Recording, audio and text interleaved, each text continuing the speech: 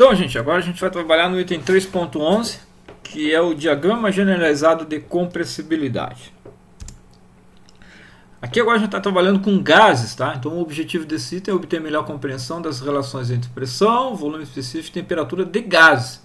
Tudo que eu tinha falado até então era bem geral, agora a gente está começando a trabalhar de gases, falar de gás ideal, constante universal dos gases, coisa e tal. Então vou começar pela constante universal dos gases, né?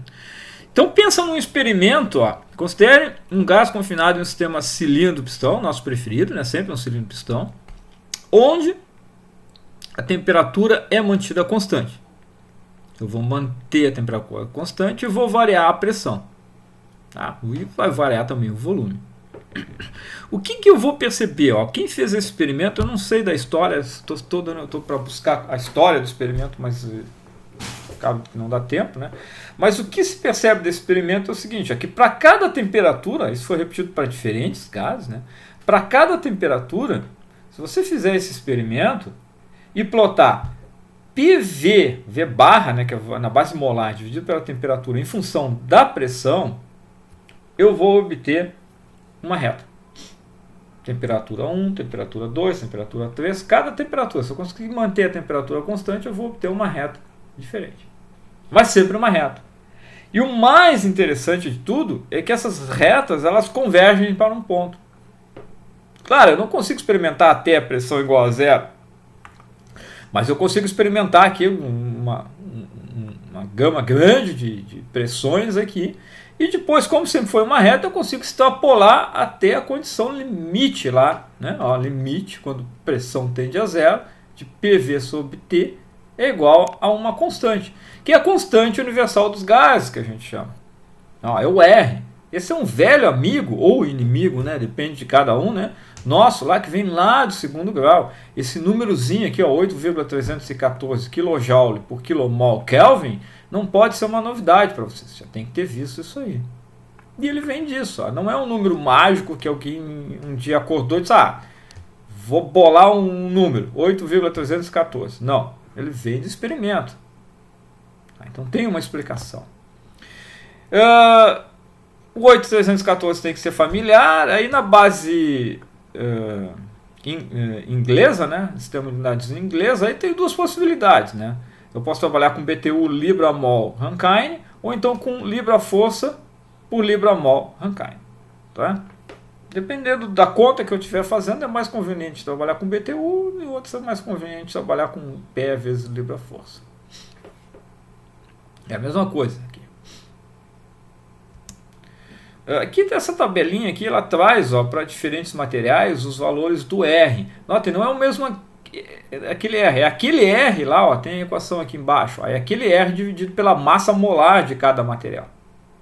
Então se eu trabalhar na base molar, eu tenho uma única constante, o sistema internacional é 8,314. Se eu for trabalhar na base mássica, eu vou ter que dividir pela massa molar de cada substância e eu vou ter a constante do gás. Qual gás? Do ar, da amônia, do argônio. Eu vou ter uma constante para cada gás. Não deixa de ser universal, é uma constante para cada um dos gases. Bom, 3.11.2. Eu vou definir agora, vamos definir agora o fator de compressibilidade. É uma quantidade definida daquela forma ali, ó. PV barra dividido por R barra T. Então, pressão vezes volume dividido pela constante universal aqui, né? Divididos por T. Eu estou definindo isso aí. Da onde vem isso? Opa, desculpa, avancei aqui. Da onde vem isso? Isso vem lá da teoria cinética dos gases. E que eu não vou entrar em discussão aqui. Até porque eu também não tenho muito o que discutir. Não é bem a minha praia, a minha linha de pesquisa. Tá?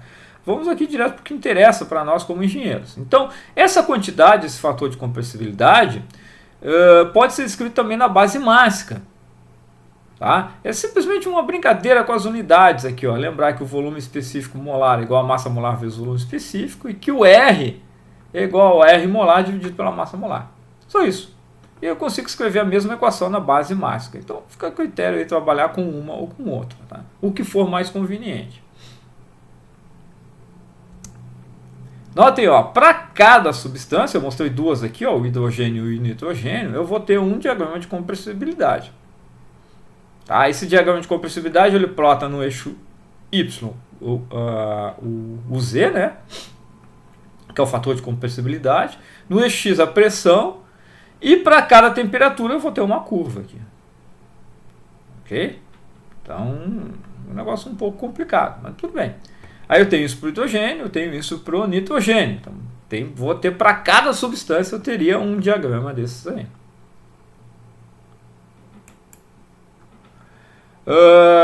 Aí alguém pensou, não, mas vamos tentar generalizar isso, né? Olha o título do capítulo, dados generalizados de compressibilidade. Será que não dá para generalizar? E uma forma de generalizar, que é muito utilizado em engenharia, é você adimensionalizar as quantidades. Tá? Então alguém pensou, será que eu consigo adimensionalizar a pressão e temperatura? O que vai acontecer? Bom, para fazer essa dimensionalização, eu tenho que lembrar aqui, ó, essa tabela, a tabela A1, né? Depois tem a tabela A1E, que é do inglês, né? Ela traz algumas propriedades das substâncias, ó, dos gases, que todos são gases, né? Então, ó, massa molar, temperatura crítica e pressão crítica. Nesse ponto do curso, vocês já tem que saber o que é temperatura crítica e pressão crítica. Normalmente eu faço um desenhozinho no quadro, mas eu não estou com o quadro aqui, mas se você não sabe isso nesse ponto, tem que começar a se preocupar, tem que correr atrás. Tá? Então, temperatura crítica é a temperatura lá na pontinha daquela curva lá que define líquido mais vapor, zona de líquido mais vapor saturado. A mesma coisa é a pressão crítica. Tá? Então eu tenho que conhecer essas duas quantidades. E aí eu defino as duas grandezas, a pressão reduzida e a temperatura reduzida, em função de quem? Dessa pressão dividido pela pressão crítica e dessa temperatura divididos pela temperatura crítica. Eu posso ainda definir uma outra quantidade que a gente chama de volume pseudo-reduzido. Ele é definido um pouquinho diferente, né? É o volume molar dividido por RT crítico dividido pela pressão crítica. Então agora eu deixo de trabalhar com pressão, volume e temperatura dimensionais para trabalhar com pressão reduzida, temperatura reduzida e volume pseudo-reduzido, ambos adimensionais.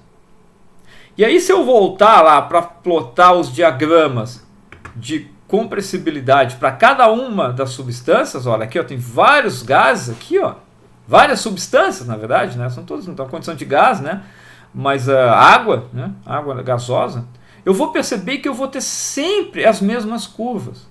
Nota que legal isso. Então eu consigo generalizar. Em vez de ter vários diagramas, um para cada substância, não, eu tenho um único diagrama para todas as substâncias. Esse aqui é um diagrama bem legal que tem no livro de vocês, tá? Mas ele é o esquemático. O diagrama que a gente trabalha é esse aqui, né? Do dia a dia ali, o de verdade é esse aqui.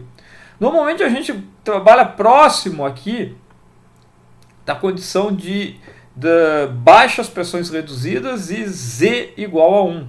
Então, o próprio livro traz uma ampliação dessa região aqui para que fique mais fácil para nós, para fazer as leituras aqui. Não é um troço muito comum hoje em dia a gente trabalhar com leituras em diagramas, mas é bem fácil de fazer as leituras aqui, não tem nenhum problema, a escala não é a escala logarítmica em lugar nenhum, então é bem fácil fazer essas leituras. Então nota, ó, pressão reduzida, fator de compressibilidade, as linhas contínuas são temperatura reduzida e as linhas tracejadas são o volume pseudo-reduzido. Então, tendo duas dessas três grandezas, temperatura reduzida, pressão reduzida, volume pseudo-reduzido, eu consigo calcular o fator de compressibilidade. E por que esse cara é importante? Esse cara é importante porque é a partir dele que a gente tem a condição, né, de gás ideal. Não existe gás ideal, existe a condição de gás ideal. Que qualquer gás, dependendo das condições de pressão e temperatura, você vai poder tratar ele como um gás ideal. Tá? E quando é que eu posso tratar ele como um gás ideal? Quando o Z é igual a 1. O que ocorre quando o Z é igual a 1? Aquela equação da definição de Z, né? Se Z é igual a 1, eu vou acabar tendo que PV igual a RT. Equação famosa aí que vocês vêm trabalhando há anos. Ou PV igual a nRT, é a mesma coisa, só passei da base mássica para a base molar aqui. Okay? Onde N é o número de mols.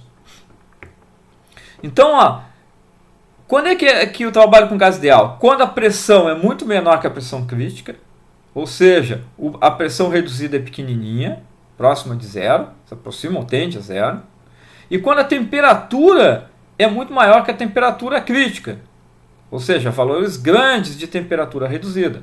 Não é tão grandes assim, né? Aqui é 5. Ó.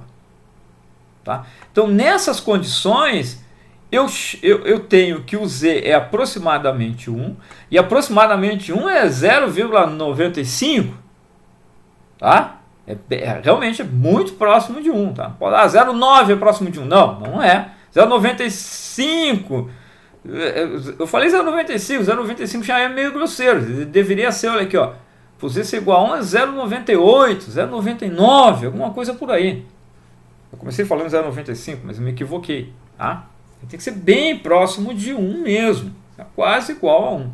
Aí eu posso assumir que o gás se comporta como um gás ideal e que a relação entre pressão, volume e temperatura respeitam essa equação aqui. O que facilita muito, esse modelo é muito usado em engenharia porque ele é muito simples. Né? Depois eu vou mostrar outras equações de estado, vocês vão ver que essa aqui é muito simples comparado com as outras.